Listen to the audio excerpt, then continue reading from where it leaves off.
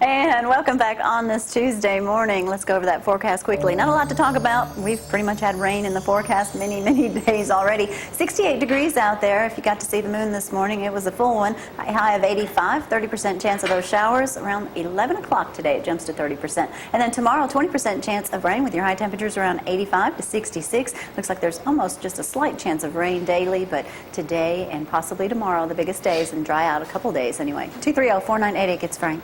Shelli Waggoner's up here with the hospital today. She is, we're going to be having a replacement for Gloria in case she has to babysit with Maddie one day. So we're looking for co-hosts. Okay. So this is your trial period up here this morning. She didn't know that. To see if you might want to start getting up early every morning to come in here. Yeah, she has children at home. She can't wait. Or you could just dress like the fine sheriff did and just put on whatever and walk up here. Almost did. Well, we're going to get cozy because that's what it's going to be about. We switch over networks. What are y'all up here to talk about? We're up here to talk about a golf ball drop that we're going to have in conjunction with our golf tournament on September the 19th. This is going to be our second year to do it. And last year, I don't think people really understood what we were going to do. And I had to go to Mike and I said, hey, Mike, you know, I want to try something. I got this idea. And he said, well, what is it? And I said, well, I need to borrow your helicopter. He said, okay. So we did it. And basically, we sell golf ball chances, you know, for $10. And then we're going to write the number on a ball, and then his deputies are going to fly up with the helicopter. Now, you don't want to be under those things when they drop. No. Only with an umbrella made out of steel. Right. Is Dean flying it? Dean and Paul Lovin and Dean Murray, they're my two helicopter pilots. I saw Dean the other day up at the, they were up at the Piney Chapel deal. They had that 20-mile, and they were up, and he asked me, how many hits we had on that tornado video? I think it was like 25,000 or something like that. He did a great job that day for that. Video. Where will this take place? At Canebrake. It'll be after the tournament at 6:30. You don't have to be present to win. So, if, you know, we're gonna, you know, we'll have 3 golf ball judges, and they'll actually see which one is the closest to the hole, and we'll contact the different people till we have somebody claim their prize. So, how do you buy a golf ball? We're selling them at the sheriff's office, and if anybody wants one, if they haven't got time to drive by the sheriff's office, if they'll call, I'll have the deputies while they're out patrolling drop a form off at their house, and they can purchase them that way. But anytime you come in and get you a pistol permit, bring an extra $10 because we're going to try to sell you a golf ball for. So this is a good call. $10 a ball. You can buy as many as you want, and like I said, you do not have to be present to win. That's good. And we're committed to raising $15,000 to the Athens Hospital Foundation. So please help us out. What does that $15,000 go for, Shelli? It's going to help us to remodel the room, and basically what we're going to do is we're going to buy a hospital bed and mattress and new furniture, which is a very clinical need. You know, there's so many reasons why we need those, and that's the majority of the cost between the hospital bed and the furniture. And then we're going to repaint and get some new flooring and do a little bit to the bathroom too. And we were at the emergency room. I was telling Betsy yesterday where his mom had to go. When to go to Huntsville, I said, let's just go to Athens. Saturday morning, right in. I mean, great perfect. Experience. You know, it's a great experience. So I just want people to know that. All right, so this is going to take place when? September the 19th. Now, what's the deadline to buy the balls? We'll be selling right before we drop. Right before we drop. So about how many balls were bought last year? Almost 500.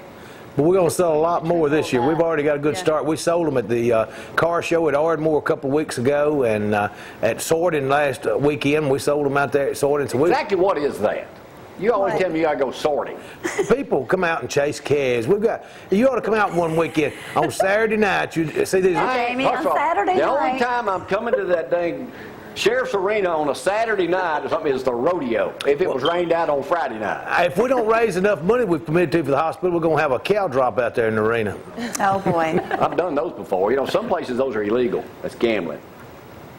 Well, this is a donation. This is a donation for the hospital. It's not gambling. Let's get with Ronnie, Minor Hill, and have a chicken drop. Well, I think the VFW here in Athens just had one recently. Really? What about, you the sheriff, let me ask you this. Oh, boy. Could I do a live chicken drop in this studio? No. Yeah. No, Mike, say no. Yeah, I'll bring the chickens. Oh, legal. God. I'll bring the chickens. That's not gambling. You know what chicken drop is? It's not bingo card. Do you know? Bingo card. Do you know what a chicken drop is? A chicken drop is a chicken in a wired pen with like a checkerboard number 1 to 100. You buy a chance, like number 70 to whatever. Wherever the chicken craps, you win the money. Therefore, hence called the chicken drop. Can't wait to have it here in the studio, Shelli. And Yeah, how I many want days you to do cover that here for in the me? studio. I want to do that. I'll bring the chickens and I'll feed them for a week before I bring them out here. I want to do that, midget wrestling. Oh, my goodness. You got midgets, Sheriff? Yeah, you got nobody incarcerated down there about this high, do you? We could use. All right, let's talk. We'll get back to that just a second. Sheriff Anna Franklin was up here Friday, and we mentioned you were talking about the gun deal. That people are, you can't carry a gun in it for business. You're selling signs too for that, aren't you? No, we're not selling. Actually, what we did, we spoke to a group of business people, and they were concerned because in the law it specifies what they have to do, and they really, you're going to have to have about 4 lawyers to read that bill 3 or 4 times before you really know what you got. And we agreed to start printing the signs, but we realized they were going to cost a little bit more. So what we're doing is for the cost of what the signs, we pay for the signs. It's $1 a sign. Any of the businesses, schools, anybody that wants them, we will furnish them to them for what it costs us. What do the signs say? It just says, no firearms No allowed. firearms Yeah. allowed. Okay. So far, this new gun thing, what's your take on it? Because you were kind Well, it's a lot better than the bill that was actually come out of the Senate. When that bill came out of the Senate, it was going to be a nightmare. A lot of public safety concerns.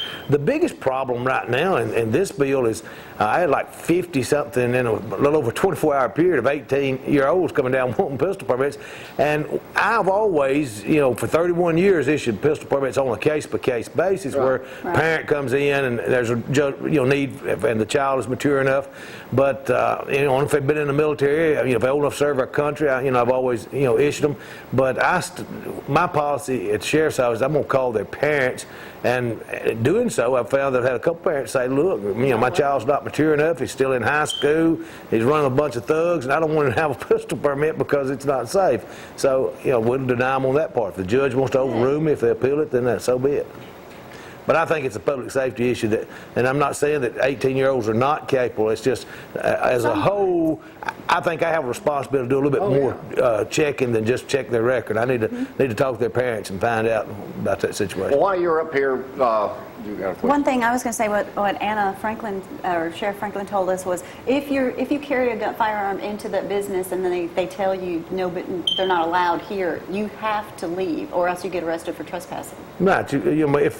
If you can take your pistol and put it up in your car or whatever, but Have we had any problems here with anything? no, we haven't at this time. And the thing about it is, we don't want, and this, the last thing we want to do is infringe on anybody's Second Amendment rights. I don't know a sheriff in Alabama's not a gun lover, and I don't know a sheriff in Alabama don't want to sell as many pistol permits as they can, because a lot of our budget that we operate out of for training comes out of that pistol permit fund. But there's a potential for a few problems. I think some people that may want to go to the extreme and that might cause some problems. There's some. I think you're going to wind up finding that there may be some issues at sporting events. And, some. They can't carry them to football games and stuff. Well, no. If it's posted and all the requirements are gone through on that, but. There are some places now where this law has said that you could carry them that I think would raise some concern to the citizens. But hopefully, wait and see. People probably been carrying them all along anyway. Yeah. All right, while we're on the subject, you've been in office 31 years. There is no truth to a rumor that you are going to retire. I hope not. If it is, it'd be because the people retire me. I love being sheriff, and right now we're probably in better shape than we've ever been in the 31 years. With personnel, with equipment, with training.